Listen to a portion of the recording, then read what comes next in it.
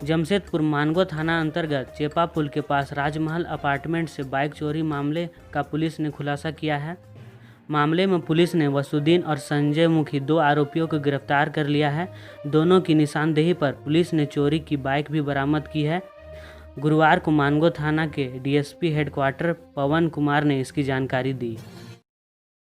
धनबाद बगमारा पंचायत में हाईटेंशन तार की चपेट में आने से 12 साल की एक बच्ची की मौत हो गई। 11,000 वोल्ट का करंट लगने से बच्ची पूरी तरह से झुलस गई और उसकी मौके पर मौत हो गई। रांची के अधिकारी अब कोरोना के वैक्सीन की तैयारी में जुट गए हैं। इस संबंध में गुरुवार को डीसी छवि रंजन ने तैयारियों का जायजा लिया। उन्होंने संबंधित सभी अधिकारियों से जरूरी निर्देश दिए। डीसी ने सभी सरकारी व निजी अस्पतालों के फ्रंट लाइन वर्कर्स और स्वास्थ्यकर्मियों का डेटाबेस 2 से 3 दिनों में तैयार करने के लिए कहा है। लोहरदगा बरवाटोली निकट संचालित तेल मिल में फंसने से एक अधेड़ व्यक्ति की मौत हो गई।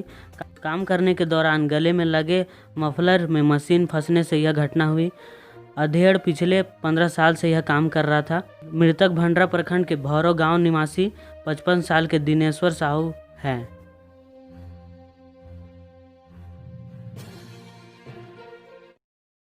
सीएम हेमंत सोरेन ने 1 महीने में दोबारा नेशनल मेडिकल कमीशन को पत्र लिखा है।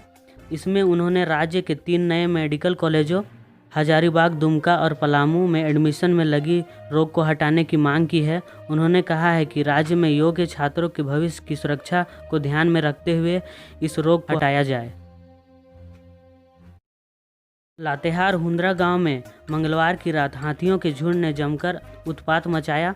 हाथियों ने खेत में लगी फसलों और अनाजों को बर्बाद कर दिया। रखे धान भी खा गए, साथ ही फसलों को तहस नहस कर दिया।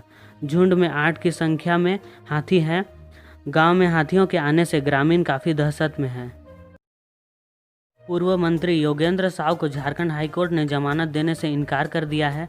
गुरुवार को उनकी जमानत याचिका पर जस्टिस आर मुखोपाध्याय की अदालत पर सुनवाई हुई। मौसम विभाग के मुताबिक शुक्रवार से मौसम में बदलाव आने के संकेत हैं।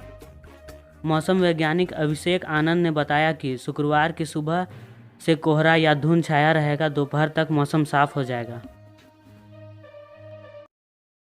पलामू प्रखंड और मनिका के सीमा पर स्थित सालमगिरी गांव में गुरुवार को उग्रवादी संगठन झारखंड जनमुक्ति परिषद और सुरक्षा बलों के बीच मुठभेड़ हो गई।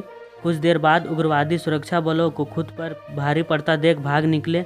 सर्च ऑपरेशन के दौरान सुरक्षा बलों ने हथियार अन्य सामान बरामद किए। जमशेदपुर गोविंद नगर में रहने वाले डब्लू लाल की ऑटो में अज्ञात बदमाशों ने आग लगा दी। बुधवार की देर रात इस घटना को अंजाम दिया गया। बुधवार को ही ऑटो चालक की शादी थी। रांची में एसएसपी आवास से 500 मीटर की दूरी पर देह व्यापार की मंडी सज रही है। यहाँ इशारों में ही ग्राहक का सौदा भी कर लेते हैं, लेकिन राह चलते लोग, पास के चौराहों में खड़ी पुलिस और गश्ती करती पुलिस की टीम को यह जानकारी तक नहीं हो पाती है। पिछले 1 महीने में रांची के अरगोड़ा इलाके से पुलिस ने 2 सेक्स रैकेट का खुलासा किया है। पुलिस का कहना है कि इसके लिए गुप्त सूचनाओं के आधार पर स्पेशल टीम का गठन किया गया है और इसी आधार पर यह कार्रवाई की जाए।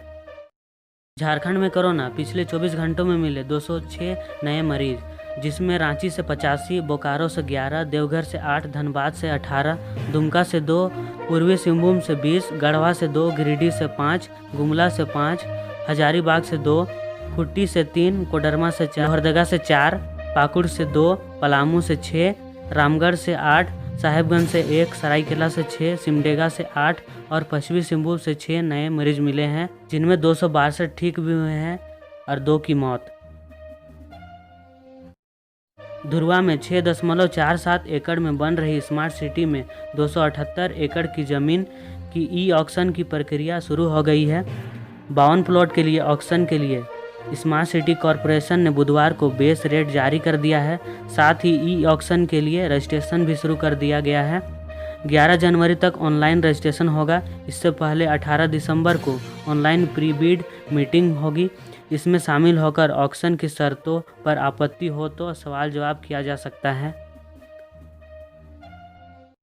हेमंत सोरेन ने कहा, राज्य सरकार अब विदेश में पढ़ने के इच्छुक बच्चों को भी स्कॉलरशिप देगी। बहुत जल्द इसकी शुरुआत हो जाएगी। इसकी तैयारी लगभग आखिरी चरण में है ताकि उच्च शिक्षा के लिए विदेश जाने वाले बच्चों को किसी प्रकार की परेशानी ना हो। सीएम ने इसकी घोषणा स्वच्छ विद्यालय व मेधावी छात्र पुरस्कार कार्यक्रम